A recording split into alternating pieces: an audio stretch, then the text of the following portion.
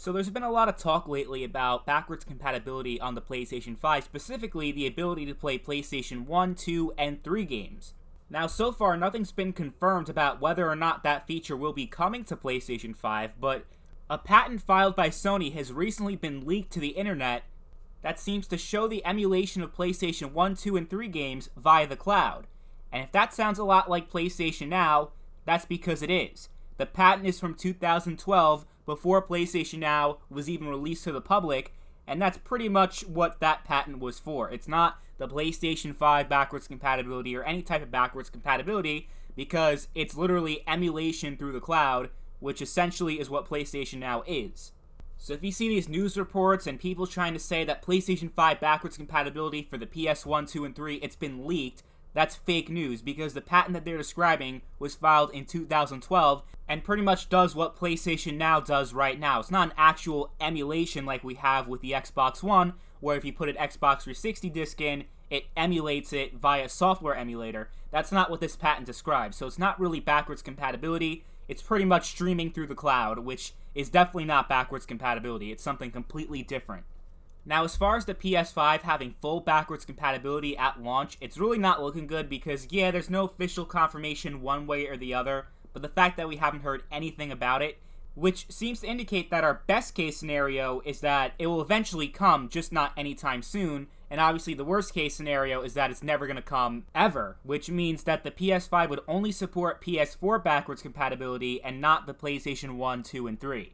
Now, keep in mind, it took Microsoft a really long time to come up with Xbox One backwards compatibility. They were working on it since the Xbox 360 was in its prime, like around 2008, 2009. That's when Microsoft first started developing backwards compatibility, long before the Xbox One was even released, and it didn't get rolled out until a couple of years after the Xbox One came out. So it was around 2015 we started getting some backwards compatibility, which was 2 years after the Xbox One's release. So just because it doesn't happen at launch doesn't mean it's never going to happen, because we eventually got it with the Xbox One playing 360 games, and eventually, a couple years after that, the Xbox One was able to play original Xbox games. And of course that was all via software emulation, while the backwards compatibility that's being focused on right now with the Xbox One games being playable on Series X and the PlayStation 4 games being playable on PS5, that's hardware emulation, because they don't need to have a software emulator to emulate the Xbox One or the PlayStation 4,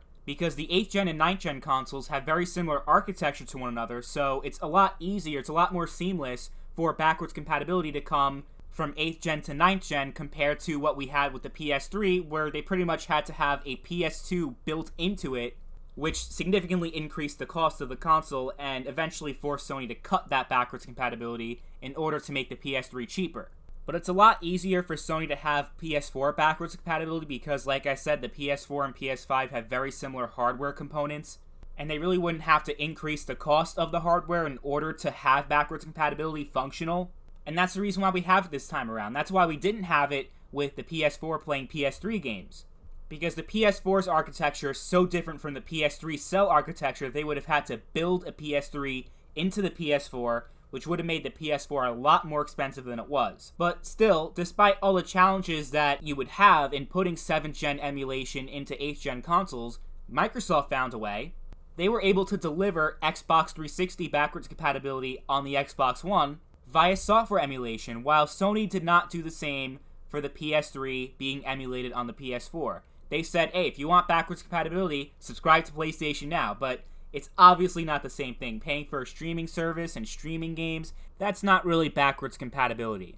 And even if you were to make the case that PS Now is a good substitute for backwards compatibility, Microsoft has both options. They're coming out their xCloud streaming service, but you can also play your original Xbox and Xbox 360 games, allowing you to use your physical Xbox 360 copy and putting in the disc tray on the Xbox One and being able to play that game, or buying it on the Microsoft Store.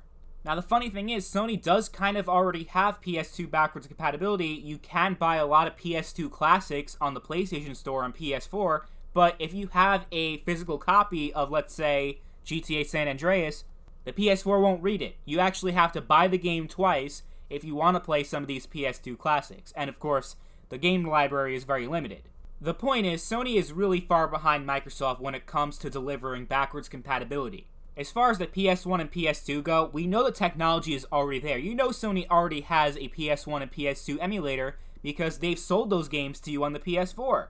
But as far as the console actually being able to read the disc and recognize what game you're trying to play, either Sony hasn't figured out that technology yet, or they don't want you to be able to replay your old games. They want you to buy the game twice because that's more revenue for them on the PlayStation Store. I'm sure GTA San Andreas would have sold a lot less copies on the PS4 if everyone who had it on the PS2 could just put their disc in, right? So maybe it's a case of Sony just being really greedy and not wanting to let you use backwards compatibility because it takes a lot of money away from them. But whatever the reason, Sony not having full backwards compatibility for all console generations, for all the PlayStation consoles, that's a huge advantage for Microsoft. But of course, what's more important is whether or not the PS5 games are better than the Series X games, and it looks like they might be, just because Microsoft still hasn't gotten their act together when it comes to their first-party exclusives, and at least when we're talking about the Xbox One, that's definitely a big reason why the PS4 was far more successful than the Xbox One. Because of the games, because of the critically acclaimed exclusives. Microsoft had none of those this past generation, and that definitely hurt them. So this isn't to say that backwards compatibility is like the ultimate feature that makes people buy a console. That's probably the reason why Sony isn't taking too much priority in it. But if any console decides to have backwards compatibility, it's obviously most important that they support the last console generation, the most recent one, and that's what Sony is doing with the PS5. They're supporting PS4 backwards compatibility. So maybe Sony just doesn't see the need to have PS1, PS2, and PS3 games backwards compatible, even though Microsoft has it for their console for the Xbox One, Xbox 360, original Xbox. Sony might not think it's important enough to make people decide to buy an Xbox Series X over a PlayStation 5. And they're probably right about that. But if we don't get full backwards compatibility, that's definitely going to be very disappointing, because it just makes everything so much easier being able to play all your games on one platform instead of having all these old consoles plugged in. It's just so much more convenient to have that full backwards compatibility, but I guess we'll see what happens. Anyway, let me know what you guys think in the comments down below, and I'll catch you all later. Bye.